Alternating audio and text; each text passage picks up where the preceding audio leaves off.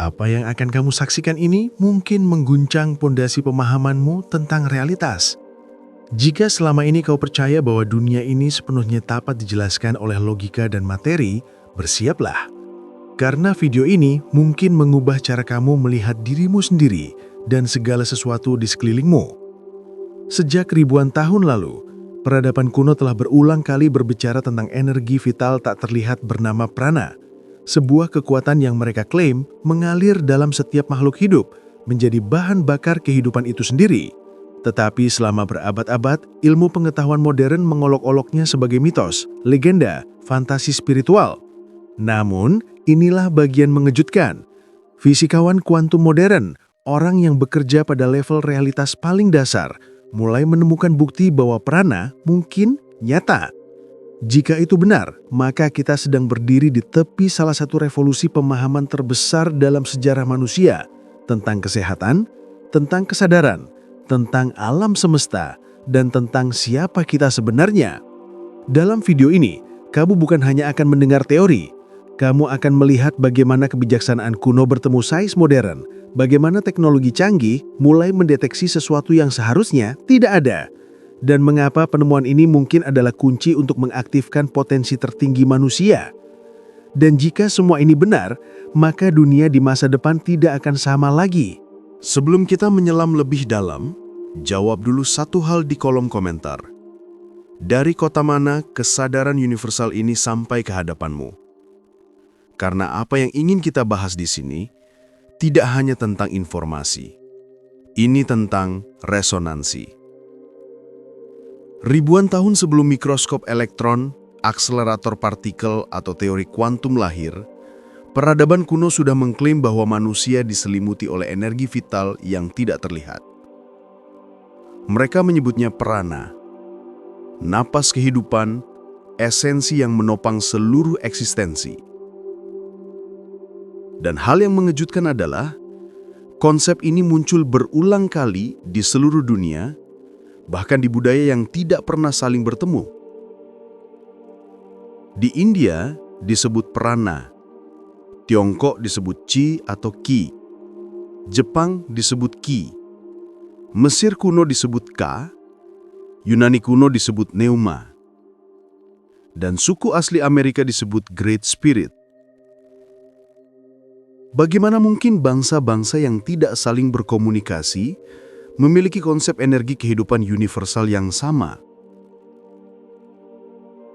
Selama berabad-abad, tradisi meditasi, yoga, akupunktur, qigong, dan ilmu penyembuhan spiritual semuanya didasarkan pada satu ide. Jika energi ini mengalir dengan seimbang, tubuh sehat. Jika terhambat, penyakit muncul. Namun dunia ilmiah menertawakannya. Apa yang tidak terlihat, tidak bisa disentuh, dan tidak bisa diukur, dianggap tidak ada. Tapi semua itu berubah ketika para ilmuwan kuantum mulai melihat sesuatu yang melampaui fisika klasik. Paradigma materialisme, bahwa yang nyata hanyalah materi, mulai retak. Dan retakan ini adalah awal dari semuanya. Saat dunia modern sedang mabuk penemuan fisika, biologi, dan kimia, para ilmuwan punya satu keyakinan mutlak. Yang tidak bisa dilihat dan diukur, tidak ada. Inilah materialisme ilmiah, fondasi seluruh pendidikan modern.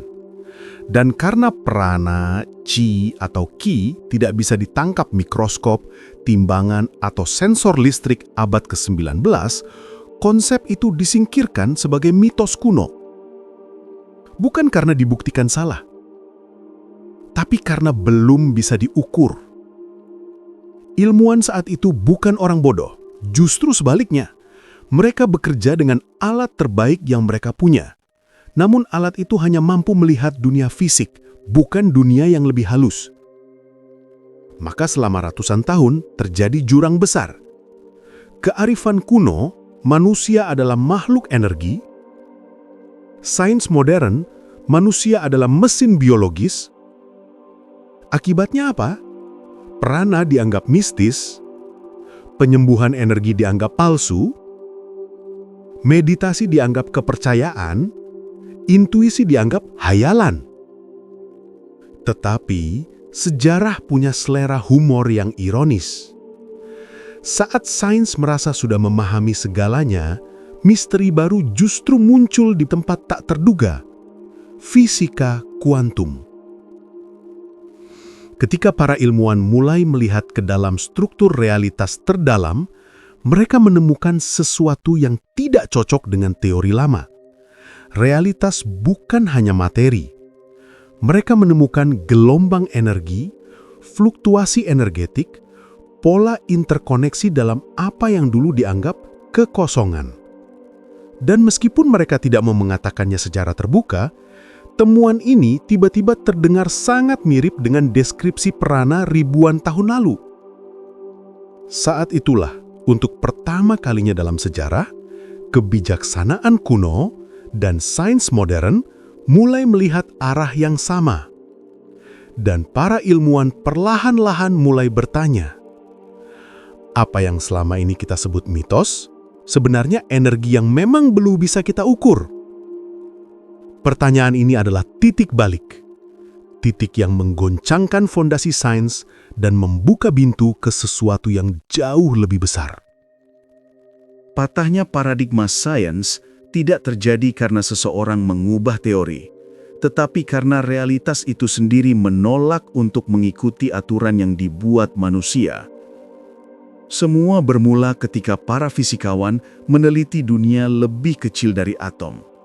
Apa yang mereka temukan mengubah segalanya. Dualitas gelombang partikel. Sesuatu yang terlihat seperti partikel benda padat ternyata juga berperilaku seperti gelombang energi. Materi dan energi tidak terpisah. Mereka adalah dua sifat dari hal yang sama. Quantum entanglement atau keterikatan kuantum.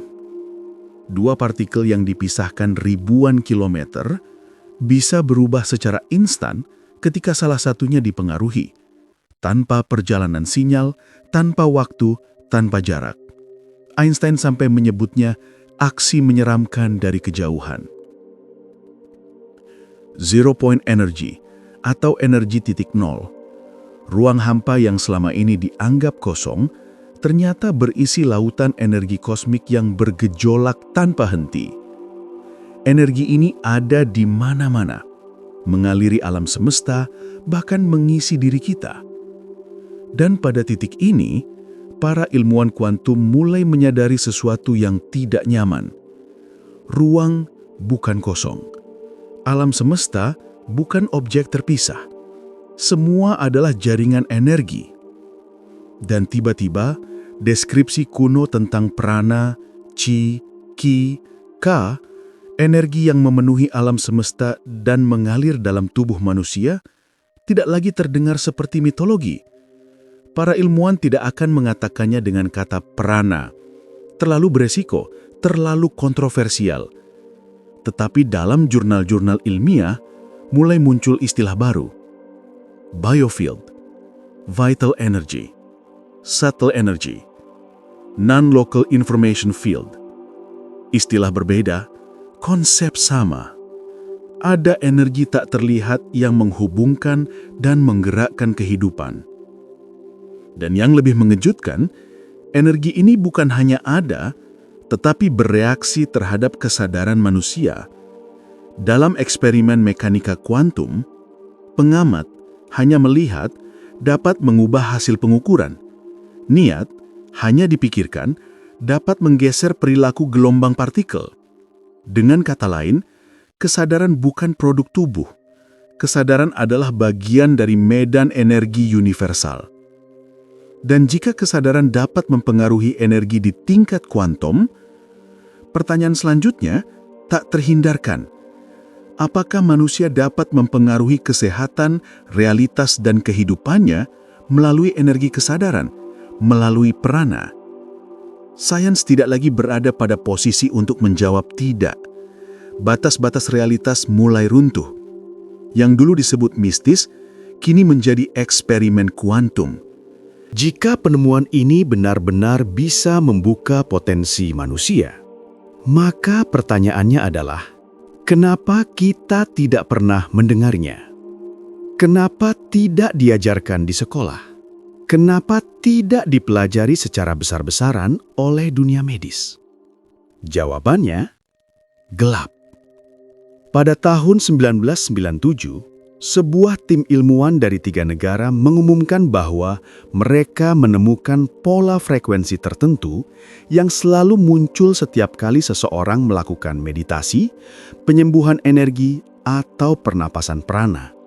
Tetapi, hanya 2 minggu setelah publikasi, penelitian itu ditarik kembali. Akun email para penelitinya hilang. Situs resminya lenyap. Dan yang lebih aneh lagi, beberapa anggota tim tiba-tiba mengundurkan diri dari karir akademik tanpa alasan apapun. Laporan internal yang bocor kemudian menyebutkan bahwa ada tekanan dari berbagai industri raksasa, mulai dari farmasi, militer, hingga teknologi. Karena kalau prana terbukti nyata, maka manusia bisa menyembuhkan diri tanpa obat. Emosi dan pikiran bisa menciptakan realitas biologis. Potensi manusia tidak lagi bisa dikontrol, dibatasi, atau dimanipulasi. Ada satu kalimat dari dokumen yang dibocorkan, dan ini menjadi alasan kenapa teori ini harus dibungkam. Jika manusia bisa mengakses prana sepenuhnya, maka tidak ada struktur kekuasaan yang dapat bertahan. Dengan kata lain, dunia ini mungkin sengaja dibuat agar kita tidak pernah tahu siapa diri kita sebenarnya. Dan mulai dari titik inilah, cerita ini berubah dari sains menjadi perjuangan eksistensial antara mereka yang ingin manusia bangkit dan mereka yang ingin manusia tetap tertidur. Bayangkan sebuah dunia di mana manusia akhirnya memahami cara mengakses prana sepenuhnya. Rumah sakit bukan lagi dipenuhi obat dan operasi, melainkan ruang teknologi biofrekuensi tempat tubuh menyembuhkan dirinya sendiri. Kanker, autoimun, depresi bukan lagi penyakit mematikan karena manusia belajar memodulasi energinya sendiri. Sekolah tidak lagi mengajarkan hanya matematika dan fisika, tetapi juga pengelolaan energi tubuh, konsentrasi kesadaran, dan pikiran sebagai instrumen biologis. Dalam olahraga, atlet tidak lagi hanya mengandalkan otot, tapi mengalirkan prana untuk meningkatkan kekuatan dan ketahanan secara drastis. Bukan steroid, bukan mesin, energi internal manusia itu sendiri. Di dunia kerja, manusia bukan lagi diperlakukan sebagai sumber daya, karena prana membuat pikiran jauh lebih kreatif, jernih, dan sulit dimanipulasi. Sistem kontrol sosial menjadi rapuh. Ketakutan tidak lagi menjadi alat untuk mengendalikan masyarakat. Dan teknologi? Bayangkan perangkat yang bisa membaca dan memperbesar energi manusia, mengubah prana menjadi tenaga bersih tanpa polusi, membuat listrik gratis bukan lagi ilusi. Itulah masa depan jika prana diajarkan ke semua orang. Tapi ada kemungkinan kedua, sisi gelap. Jika teknologi prana dikuasai hanya sekelompok kecil orang, maka dunia bisa berubah menjadi tatanan baru yang lebih mengerikan dari apapun yang pernah kita bayangkan. Manusia diklasifikasikan menurut tingkat energinya. Pikiran bisa dibaca dan dimanipulasi melalui frekuensi. Pasukan militer berbasis energi biopsikologis. Kendali tidak lagi melalui senjata, tetapi langsung ke kesadaran. Masa depan itu sudah mulai terbentuk. Dan semuanya bergantung pada satu pertanyaan kritis. Apakah prana akan menjadi jalan menuju kebebasan atau alat pengendalian generasi berikutnya? Jawabannya ada pada kita dan pada apa yang terjadi selanjutnya. Sampai titik ini, semua ini terdengar seperti teori besar yang jauh dari kehidupanmu. Tapi sekarang, saatnya aku jujur. Karena alasan sebenarnya aku membuat video ini bukan sekedar untuk edukasi. Aku membuatnya karena aku sendiri mengalami sesuatu, dan aku tidak bisa diam. Beberapa tahun lalu, aku ikut percobaan pernafasan prana, hanya 12 menit. Aku tidak mengharapkan apapun. Aku hanya ingin membuktikan bahwa semua ini mengada-ada. Tapi tiba-tiba, tubuhku terasa seperti dialiri listrik. Jantungku berdetak tanpa rasa takut, dan aku merasakan sesuatu seperti terminal energi di bagian tulang belakang naik ke kepala, membuat dunia terasa sangat jernih. Selama kurang dari 15 detik, aku tahu tepat apa yang harus kulakukan dengan hidupku. Semua tujuan, semua masalah, semua pertanyaan, semuanya tersambung, seperti program yang baru saja dijalankan ulang. Dan sejak hari itu, aku mulai memperhatikan sesuatu yang menakutkan. Pertama, setiap kali aku ingin membicarakan pengalaman itu, akun sosial mediaku terkena shadow ban. Emailku tentang topik ini gagal terkirim, meski alamatnya aktif. Dan yang paling aneh, profil para peneliti yang pernah mempelajari prana satu persatu hilang dari internet.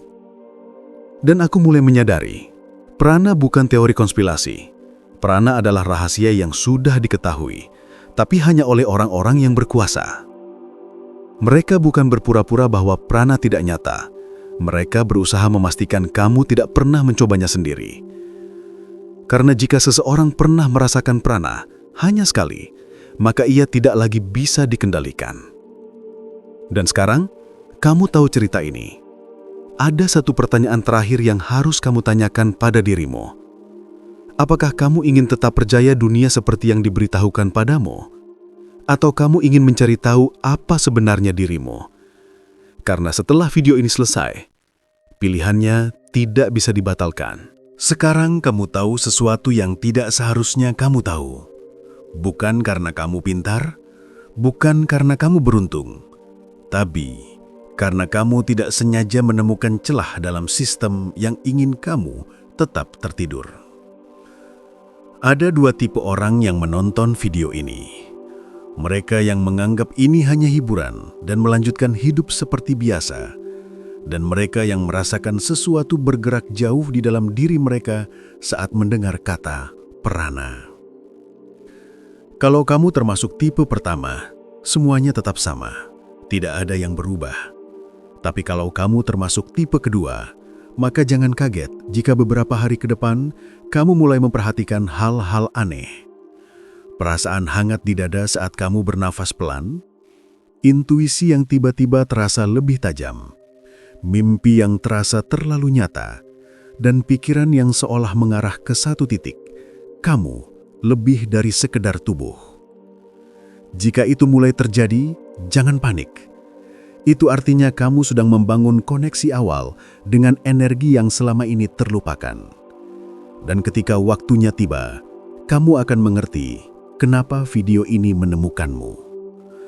Karena dalam dunia yang dikendalikan oleh ketakutan, orang yang mampu mengakses dirinya sendiri adalah ancaman terbesar bagi sistem. Jadi satu hal terakhir sebelum video ini berakhir, kamu bebas menertawakannya, kamu bebas mengabaikannya. Tapi kalau kamu mulai merasakan sesuatu, jangan katakan, "Aku tidak memperingatkan." Video berakhir. Suasana sunyi. Lalu satu kalimat muncul di layar hitam. Yang paling berbahaya bukanlah rahasia yang disembunyikan dari manusia, tetapi potensi manusia yang disembunyikan dari dirinya sendiri.